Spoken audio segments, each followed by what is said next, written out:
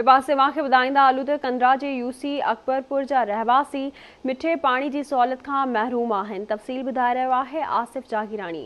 नाज़रीन, कंदरा जे इलाइक़े यूसी अकबरपुर जा केतिराई ॻोठ पीअण जे साफ़ पाणी जी सहूलियत खां महरूम आहिनि, जिन में कादिर बख्श जा कुबा ॻोठ, मोहम्मद अली शाह गाड़ो ॻोठ ऐं गुल मोहम्मद बमरो समेत केतिराई ॻोठ पीअण जे साफ़ पाणी जी सहूलियत खां महरूम आहिनि। अचो त ॻोठाणनि खां पुछूं त उन्हनि जो इन बाबति छा चवणु आहे। ॻोठ मोहम्मद अली शाह गाड़ो ॻोठ ऐं कादिर बख्श जा कुबा, इन्हनि में 500 खां बि हेठि जर निकिरे थो ऐं उहो बि कारो निकिरे थो। पाणी हिते सफ़ा मुयसर ई न आहे ऐं उन खां पोइ डॉक्टरनि जे मुताबिक़ चवण मुताबिक़ हिते जेको बि पाणी निकिरे थो उहो ज़हरीलो आहे। उन में गुर्दनि जी बीमारी ऐं ॿियूं पथरीला माना अहिड़ा बीमारियूं निकिरनि थियूं। आवाम वॾो माना परेशान आहे पाणीअ जे करे। अपील कयूं था मचनि खे त असां ताउन कनि, असांखे पाणी जी सहूलियत हुजनि। भला वारो मौक़ो वाक़ियो लॻो पियो आहे, हिते पाणी कोन्हे, को बिजली न आहे, जेको वठी आहे अनमोंट साईं उहे ॾियनि ई कोन था पाणी।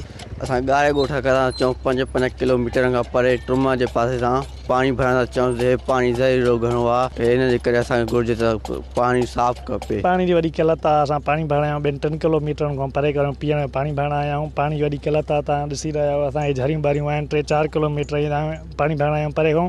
पाणी मिठो न आहे। असां पहाड़ी इलाइक़ो आहे, पहाड़ी इलाइक़े वेझा वेठा आहियूं, पाणी मिठो नथो निकिरे ऐं हीउ जेको पाणी आहे हीउ वॾो नुक़सानकार पाणी आहे। डॉक्टरनि ॿुधायो आहे पीअण लाइक़ु पाणी न आहे। हीउ साफ़ ऐं शफ़ाफ़ बणाए पीअण लाइक़ु बणायो वञे। असांजे आला अख़्तियारनि खां गुज़ारिश आहे त पाणी असांजे सुठो पीअण जो साफ़ मुहैया कयो वञे। असां वटि पाणी जरा जो निकिरे ई नथो, निकिरे बि अथो सो बि कोड़ो थो निकिरे। असां वटि अज़ाब लॻो पियो आहे, करबला लॻी पई आहे सफ़ा। असां वटि वोट जेके वठी था वञनि उहे असांखे का सहूलियत नथा ॾियनि। उन्हनि खे बि चऊं था त असांखे का सहूलियत करे ॾियनि।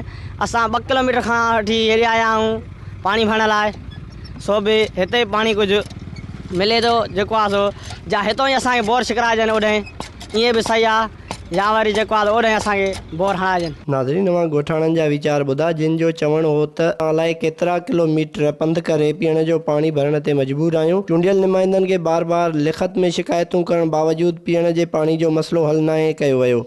हुननि सिंध गवर्नमेंट खां मुतालबो कंदे चयो त असांखे पीअण जो साफ़ ऐं मिठो पाणी फ़राहम करे बेचैनी ख़तमु कई वञे। कैमरामैन अमीर जागीरानी सां गॾु आसिफ अली, आवाज़ TV, कंदरा।